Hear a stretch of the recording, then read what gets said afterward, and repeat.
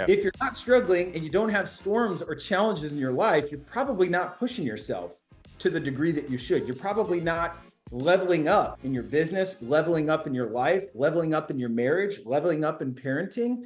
You've got to get uncomfortable. You've got to push yourself to those limits if you really want to grow. This is the Own It Show, where we tell stories of how everyday people made ownership theirs. Hey, everybody. Welcome back to the Own It Show. I'm your host, Justin Rothingshofer. You know me. I've been here before. You've been here before. This is routine number 332. So we've been going at this for a little while. So it's been fun. And hopefully you've enjoyed it too. And if it is your first time here, we tell stories of people who have made ownership theirs and have realized life differently. And we know that success is different. And so you have to own your different, because what works for one does not work for the other, which is why I love to bring on guests like I have today. And the guest that I have today, again, I've just found so many high quality people within the Maxwell community, the John Maxwell community, that is. Jordan and I met about 5 months ago. We were at a high capacity leaders event, about 20 of us in a really intimate room with John Maxwell, and just the essence of Jordan and the way he lives, the way he operates, the type of person he is. It exudes confidence. It exudes calmness. It exudes peace and tranquility, which is very, I think, something a lot of us are seeking, something a lot of us are desiring, but yet don't know quite how to get there. And so that's what really wanted me to bring him on, was be able to talk about this. What was this journey like? Because I'm sure he wasn't the guy that was this all the time. He's been a distinguished entrepreneur, named in the top 30 under 30 in the direct sales industry. And ultimately, as they were building this business, him and his wife, Kristen, that ultimately built to be exceeding $200 million and ultimately being put in this very high place, the top Fortune 500 companies, it really put him in a space that separated him from the majority of others. And so being that he's walked the walk, being that he's been in so many places that a lot of us are seeking to get, but yet is able to operate and live in a space of peace, in a space of tranquility, in a space of what I call a life by design, I wanted to bring him on and share his wisdom with us so that we could ultimately lean in a different way. So Jordan, it's a pleasure to have you on the Own It Show, and thank you for taking the time. Yeah, Justin, I'm excited to be here. Thank you for the invitation. I always consider it an honor to speak to anyone. So I'm really happy to be here. So good. Just going back to like when we first met, and just I want to honor you for a second, just because your essence and the way that you operate, the way you do life, the way you build relationship, the person that you are, the calmness and confidence that you speak with, but yet the same humility is really hard to get in a lot of people. And I just want to honor you for that, because that's how you show up, and that's the type of man that you are. So it's been a pleasure to get to know you and get to build a relationship with you, and just be able to really see everything that you're doing and the impact that it's making. I appreciate that. Well, similar to most of your listeners, I think that stems from a common faith. And I think being driven by a love for God is what kind of stimulates that way of living. And I know you live that way too. So thank you for that compliment. So good. So good. Jordan, I'd love for you to kind of just get into the start of this entrepreneurial journey for you. Like where did young Jordan move through and move from to ultimately get to the level of impact, the level of influence, the amount of growth that you've had in yourself to today? Yeah. Well, let me share just a little bit of what I think is relevant for you guys. So I grew up in Rockford, Illinois. I'm a Midwest boy, went to Wheaton College, great private school. I was a two-sport athlete, basketball and football, and I was pre-med. And my dream since the 5th grade was to become a doctor. In fact, I read Gifted Hands by Dr. Ben Carson's, and I thought, man, if I could be a doctor one day and impact lives, that would be such a worthwhile pursuit. Well, I started through that process. And sure enough, as I started to near the end of my time there at Wheaton, I kind of realized that I was just kind of following the next step because it was the next step, but it wasn't really what I wanted to do. And so I decided to turn down medical school and become an entrepreneur. And I took the road less traveled. A lot of people at that time thought I was pretty crazy for wanting to sell vitamins and nutritional products. But I thought that if I just kind of followed my heart and figured this way through the entrepreneurial grind, at the end of it would be some semblance of freedom. So let me backtrack for a moment. My dad was a general contractor, And so he built about 2 to 3 custom homes a year. And what I always appreciated about my dad was that he owned his own business. And what that meant for him was that, yes, he got to be as successful as he wanted to be, but more importantly, he prioritized family. So my dad was always there. He never overcommitted to work. I felt like he was there in the morning. He was there when I came home from school. He was a very present father. So I realized whatever career path I choose, I want to have freedom. I want to be in a scenario where I get to control the outcome. So I decided to go into network marketing as a 22-year-old. And if anybody knows network marketing, it's a jungle out there. I didn't have a high opinion of it. I'd seen my mom struggle at Mary Kay. I'd seen my mom try different things. I'd never met anyone that was successful in this space until a doctor came into my life. And he was trying to get out of medicine. I was trying to get into medicine. And he's the one that opened my eyes to the potential of what direct sales could be if done correctly. And so I was really fortunate. So one of the first tips I would give is find somebody that has what you want and do what they do. And so I really looked to him as a mentor. He started teaching me about entrepreneurship and different ways of thinking. He introduced me to Robert Kiyosaki and some of his work. I started reading Paul Zane Pilzer about the wellness revolution. I started studying and becoming a student of personal development. And so fast forward, I was 18 months into my journey, and I remember feeling really frustrated because I hadn't made much money. I didn't have much to show for my time in direct sales. I sat down in tears at his kitchen table, and I'll never forget saying, I don't know if I'm cut out for this. And he looked at me and he said, Jordan, if you were 18 months into medical school, how much money would you have made? And I realized in that moment, I'd be like, oh my gosh, I'd be 60,000 in debt. I'd have 2.5 years left of medical school. That's before residency and before fellowship. I wouldn't have any money.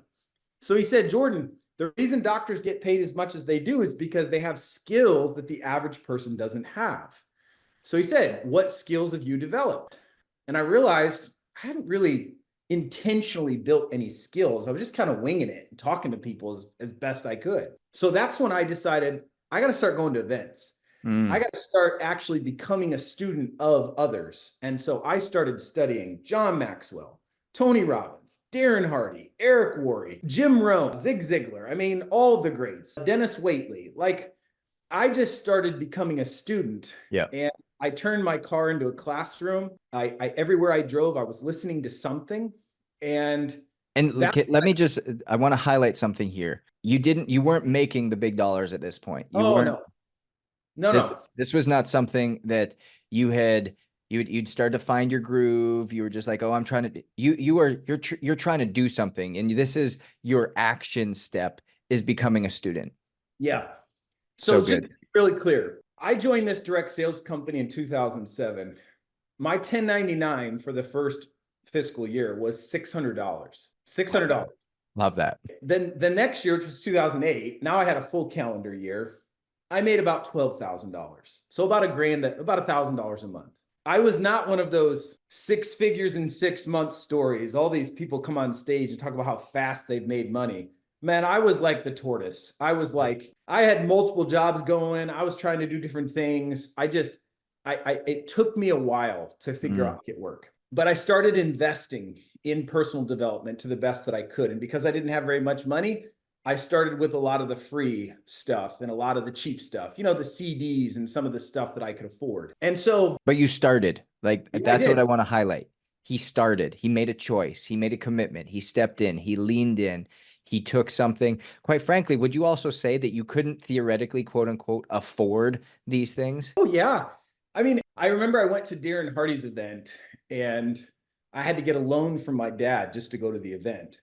And I remember though thinking, man, if I'll spend $30,000, $40,000 a year to go to Wheaton College, and I'm not even going to pursue medical school or what I was there to study, surely I can come up with $1,000 or $2 to go to this event that's actually going to promote me in the direction of what I want to do with my career.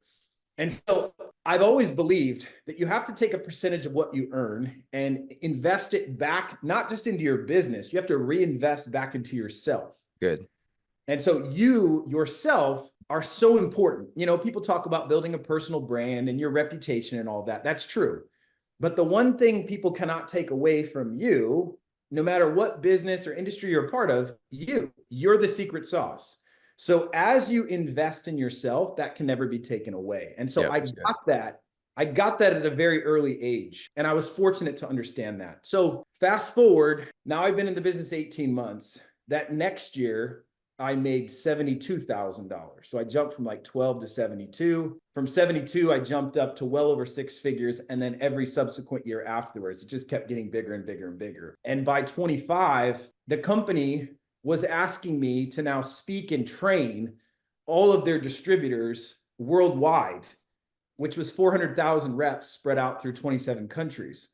So now I was actually not just helping my organization, I was teaching everybody within the whole company.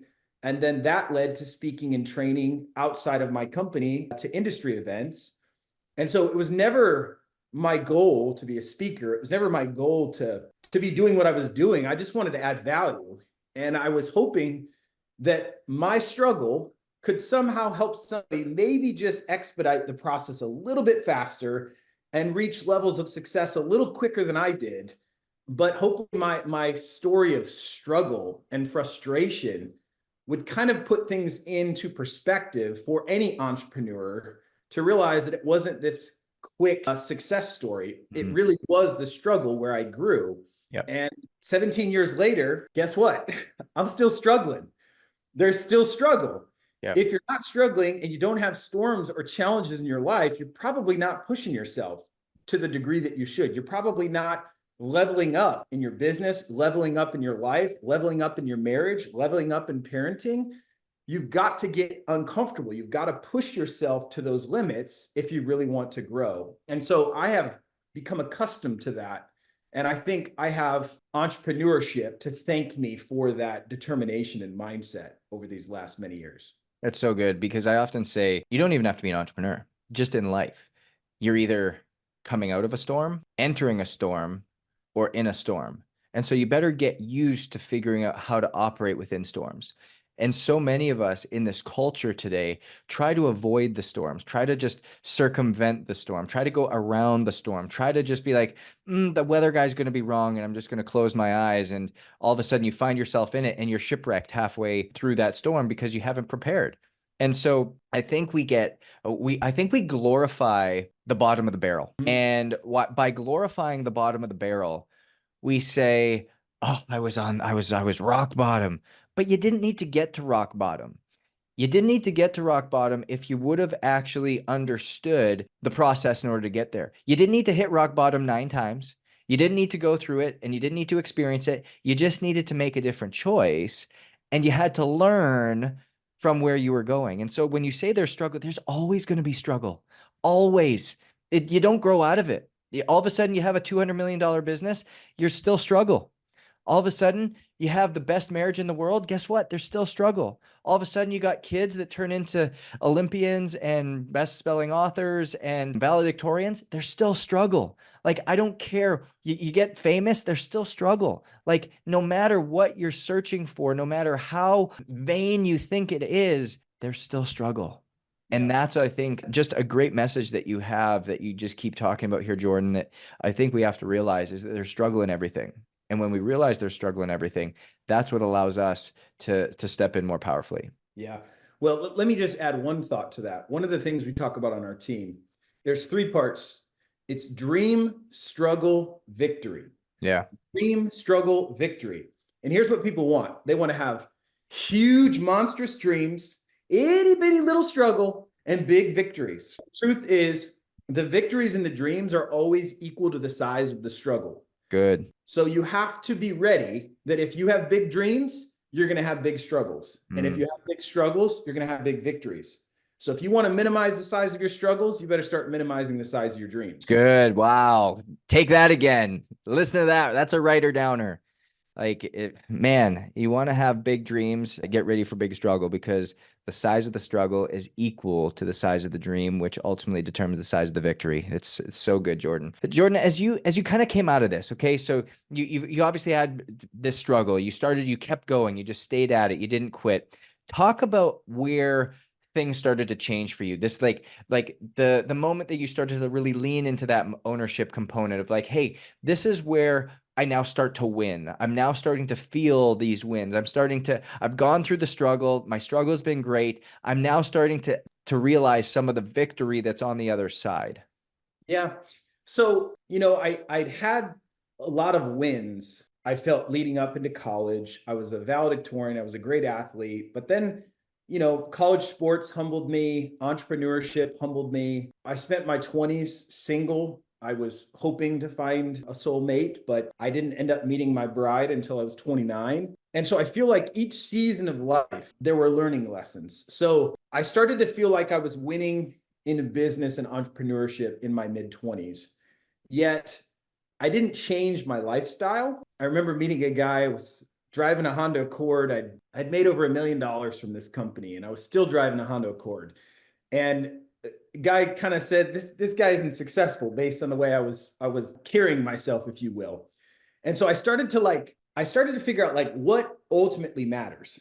And so I started to develop really more of a kingdom approach, a kingdom mindset, that I am nothing more than a steward of my gifts and abilities. I'm nothing more than a steward of this business, of these people that I'm shepherding, of these dollars that I have access to. None of it's mine. None of it's mine. I'm simply stewarding it. And so that's where I started to change my mindset, that I don't own any of it. So good. God it, and I'm Yep. the steward of it. Yep. And if I can show God that I can be faithful with the little that he's given me and continue to steward it well, yeah, he promises in his word that he's going to give me access to more. Yeah. And so I started to apply that to my business. I started to apply that to my relationships. And so for anyone listening, I would encourage you to think about that. You have such unique skills, gifts, and abilities. Are you stewarding them well? Or are you saying, well, when my business does this, then I'll start doing this. When, I start to have more followers, then I'll start doing this. It's like, no, are you stewarding what you currently have? And I think if we can all start to take extreme ownership over what we currently have, that's where we make room to grow. So good, man. It's so true. I talk about the four concepts or the four principles of stewardship all the time. You own nothing, God owns everything. You have the ability to grow, but you also have the ability to shrink what it is that you've been blessed with. If you choose to shrink what you've been blessed with, you will forego further blessings and responsibility. And number four, you can be called into accountability at any time. And so these are the things that we have to realize, that this is the world that we live in. This is the reality in which we're existing in. And if you simply shift your mindset to, I love this, the kingdom mindset, that you need to be a steward of what you're blessed with, man, that's when life becomes abundant. That's when life becomes great. That's when life becomes bold. That's when life becomes grandiose. And any relationship that you have, any business that you have, any financial means that you have, any abilities, ideas, and talents that you have, they're not yours, but simply be able to steward them in the best way possible. And that's when life becomes really fun. That's when life actually starts. Yeah. It's interesting. One of my favorite stories in the Bible is the parable of the talents. Mm-hmm. And we all recall that, there were three servants. One was given one was given two, one was given five. And two of the servants multiplied their talents, and one servant buried it in the sand. And one of the things that I always thought about was, number one, God gave each one of them something. We've all been given gifts and abilities. Some were given more, some were given less. And I think one of the mistakes that we often make is we like to compare our gifts and abilities to others. I don't have the gifts and abilities that you, Justin, have. I don't have the gifts and abilities that others have. I have gifts and abilities that I've been given. And one of the things that always kind of shocked me is, it was like, well, why was the servant that buried his talent in the sand, why was he chastised? Like, why was he says, you wicked and slothful servant, depart from me. Like, and then what did God do? He gave that talent to the one who had 10. I thought, that's crazy. Like, the one with 10 gets more. And again, I think this goes back to, I wouldn't call God a capitalist, but I do think God is somebody that wants us to reach our potential. Yeah. And for those of us that choose to steward our gifts and abilities well, he wants to show increase. And so I think each person listening to this, whether it's being the best mother that you can be, or being the best businessman that you can be, or you run a fitness facility and you're training clients, whatever it is, Like God wants us to see us use our gifts, our passions and abilities to really excel and make a difference and add value to others.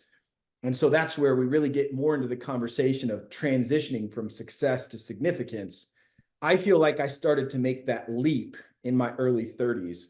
I had achieved some levels of success. I was left feeling a little unfulfilled. And I realized what my heart really longed for was that pursuit of significance. It's really good. And I think even listeners listening, going back to what Jordan said, was do well with the little. Like, I don't care how diminutive you think your gift is. I don't care how small you're starting. The gifts coming back are exponential. Like, the growth is exponential. So your gift might be that you are a great magician. And you're like, well, I want to be on a big stage and I want to perform in front of thousands of people. Start in your kitchen. Start in your kitchen, start at your church, start at your youth group, with entertaining the homeless people. And all of a sudden watch as you use this gift, as you stop burying it and go, well, I can't get on the big stage. I didn't get to where I wanted to go. I'm just going to not do it at all. And I'm just going to pout in my room. And this is where I'm going to entertain myself. No, like, get out, go start doing the thing. Go start stewarding the thing. Go start being in the arena, even if there's 2 people there. I know I've told this story before, but my first book launch, I was positive this was going to be the accelerator of my career. This is going to be where I was so excited. I had just left the NHL. I'd finished this book. I was so proud about it. It was something that was healing for me internally. I was so stoked. I rented out all of Lululemon headquarters in New York City. I had some sponsors fly in. I had the camera crews there. I had books all stacked. I had granola bars out. I had waters out. I had fruit out. I had all this stuff. There was the seats that were ready. There was about 80 people. There was about 55 or 60 that had RSVP'd yes. I was so stoked and so ready. We started at 7 o'clock. All of a sudden, at 6:55, nobody had shown up yet. I went downstairs. Maybe they got the address wrong. 7:05, 7:20, 7:30, 8 o'clock. I'm like, oh my gosh, there was one person that walked in, a homeless guy. I ended up giving him a box of books and some fruit and granola bars and sending him on his way and seeing if he needed anything else. And the camera crew looked at me and said, what do you want to do? And I said, well, it's time to start. And I went to the front. I delivered that thing like there was a room full of people. And I looked at the camera guy at the end. I said, you watch this. You bet your last dollar that this book will ultimately fill a room. And now I'm speaking on stages in front of 1, 2, 3, 4, 5,000 people, but it started speaking to an empty room. Like, that's where it goes. And I'm telling you that story simply to say, do well with the little, steward the little, have confidence in what you're called to do, because once you lean into what you're called to do, that's when God can trust you with where you're wanting to go. Yeah, oh, that's so good. John Maxwell always talks about, he wishes that people could have known him when he first got started. Yeah. Yep. He's been on 13,000 plus stages. He's written 88 books and counting. And he always says, people know me now for who I am. But if you knew me when I started, and I think it was a good refresher for me that I'm seeing this finished product. I'm seeing this person they're on chapter 17, but I didn't get to know them during chapter 1 or 2. And so be okay being in your chapter 1, your chapter 2, your chapter 3. It's just, we live in this culture of immediate gratification, and we watch people on social media, and we want to expedite the process. We want to microwave everything, whereas there is going to have to be a process. And that's where that tortoise beats the hare. It's just the consistency that's not sexy, but leads to the results. For sure. Jordan, you've written this book most recently, Red Key Revolution, Redefining Success for a Life of Significance. And as we've talked so much about just like you trading your life of success for now a life of significance, talk me through a little bit of what the Red Key Revolution really touches on and what it talks about and how it positions these things that are actually happening. Yeah, absolutely. So, man, the Red Key story is one that was really pivotal in my life. I was 13 years old. It was a Wednesday night. I remember showing up to youth group. Pastor Brian was his name, came up in front of the room. There was maybe 200 of us in the room. And he talked about the importance of sexual purity. Now, I know that's kind of a taboo topic, but at the time, being 13, I thought, man, I was all ears. I was a hormonally driven teenage kid. I was like excited to learn. And he talked about sexual purity, not just from a perspective of like what that would mean for me, in avoiding potential pitfalls in my teen years and maybe having a kid too early or any of the challenges that could come with that. But he more so positioned it as, what would this mean to your significant other? Like when you get to meet them, what would it mean to them if you were able to say that you saved yourself? So I remember digesting it as best I could as a 13-year-old boy. And I was ignorant and innocent at the time, but I decided to make a decision that day. So he handed out these red house keys at the end of his talk. They were just like Ace Hardware keys, painted red, looked like he dipped them in paint. And I took that red key and I put it in my pocket. And I remember that day saying, I'm going to do it.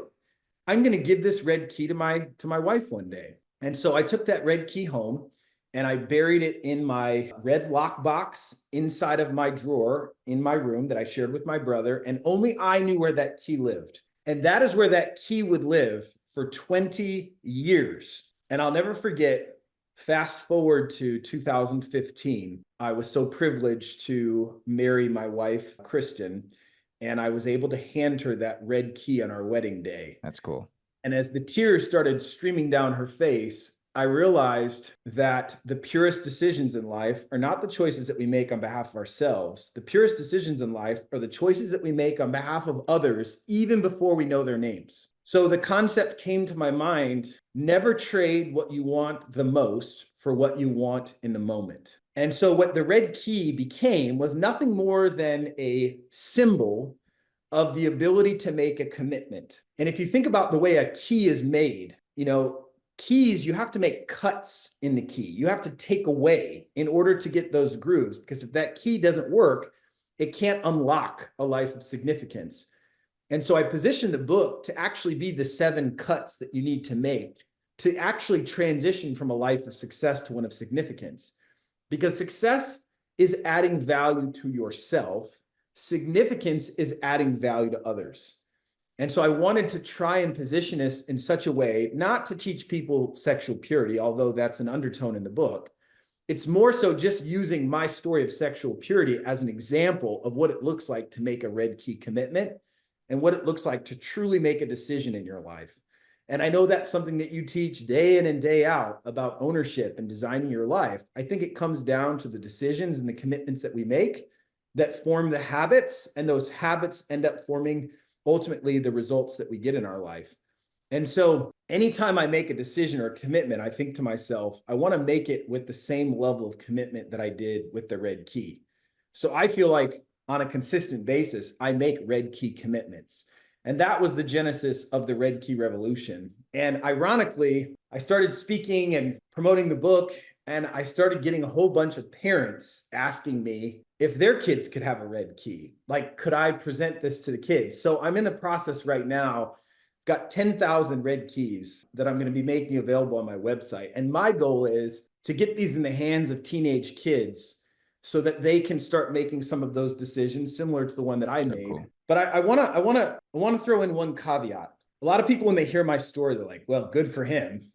Well, my wife doesn't have the same story as I do. In fact, she would be honest and tell you that she had 4 partners before we met. And the reason I want to share that is because I want you to understand that there's such a beautiful redemption in our story.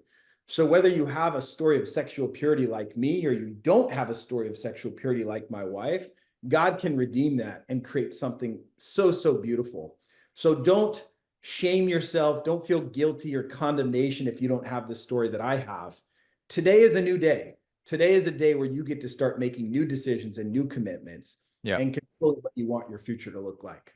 It's beautiful, man. There's so many things that you said like throughout that just gave me goosebumps. I myself, as the host of this podcast, I'm going to go back and listen to the last 5 minutes or 8 minutes, probably 4 more times, because there was so much wisdom dropped there. But I think something that stuck out was the purest decisions we make are not for ourselves, but rather those that we haven't yet met. And I think when you think about that, when you stop for a second and you go, hey, why am I doing this? What is my intention? What is my purpose? And you come back to truly not what you want right now in the moment that feels good, that looks good, and I'm not even talking about sexual purity right now. I'm talking about business. I'm talking about life. I'm talking about that workout. I'm talking about that meal. I'm talking about that next purchase you're going to make.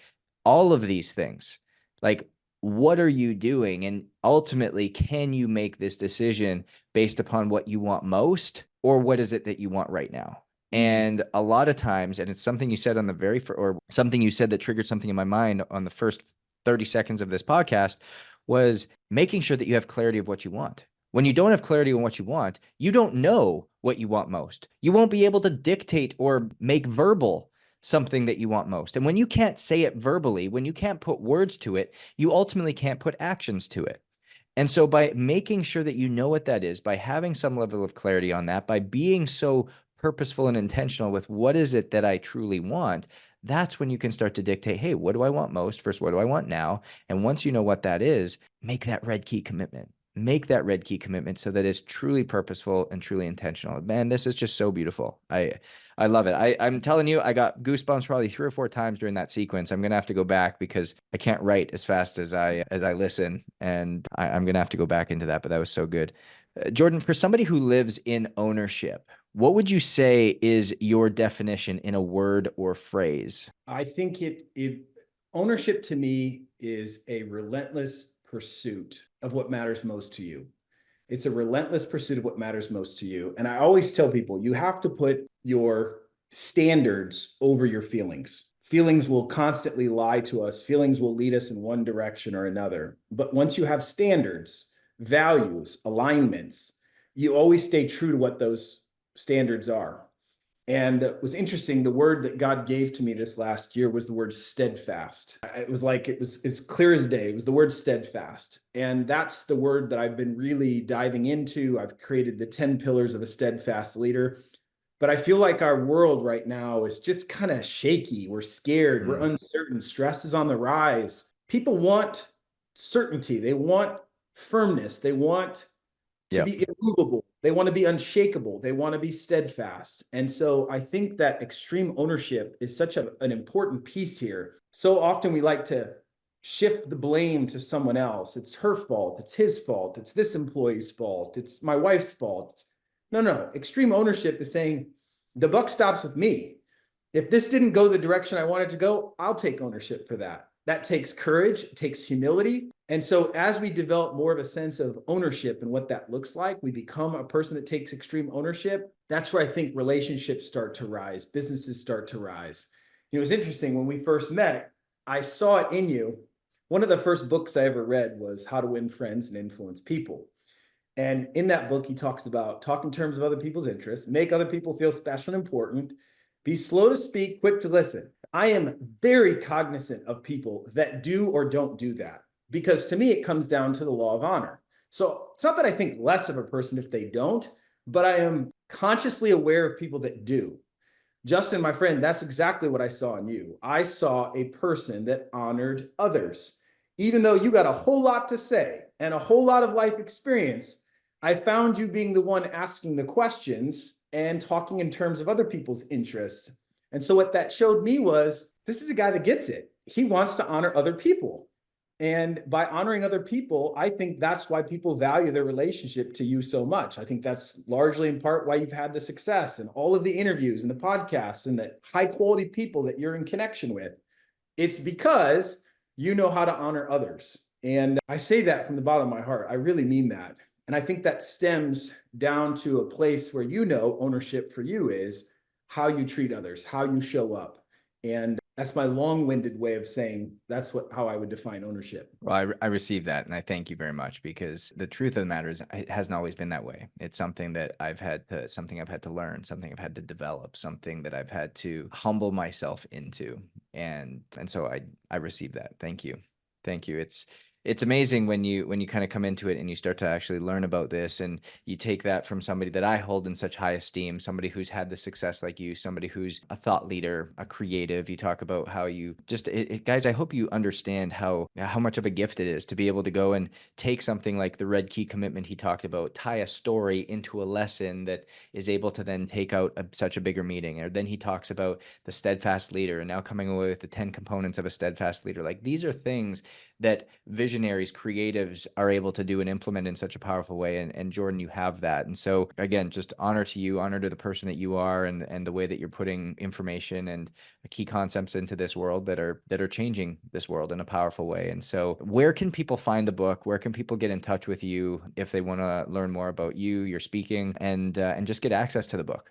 Yeah, well, easiest way to go, jordankemper.com. All my socials are there on most of the platforms. So let's interact in whatever way is comfortable to you. Easiest way to get the book right now is on Amazon. Any of the platforms, you'll find it, Red Key Revolution. And we'll drop it in the show notes, so it'll be there for everybody. Yeah, and if you read it and you enjoy it, man, please leave a review. And that's meaningful to me. But I'd love for you, if you have teens, give the book to your teenagers too. If you enjoy it, I think it would be really impactful for them as well. And when will you be dropping those keys, just for our audience listeners to know? The goal is within the next 60 days. So call it end of. By the time this podcast drops in about 1 month. Yep, that's the goal. So be looking for those red keys. They'll be there. So we're looking at the beginning of April is what we're looking at. So whenever you're listening to this podcast, to make it evergreen, April of 2024, red keys are available. So be sure to go look them up, jordankemper.com.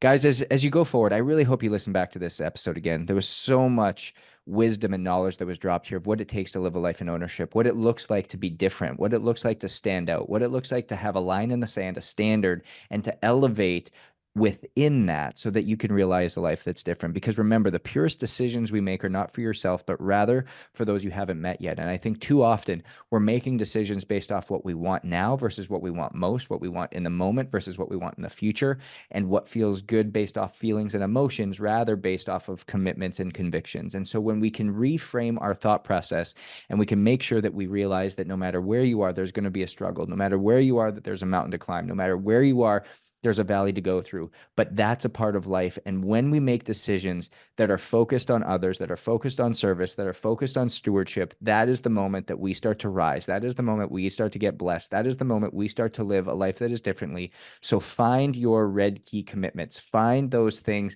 that resonate with you, mean something to you, are different for you, so that you can live a life that's different. Because what do we know? Success is different. So own your different. And we'll see you guys next week.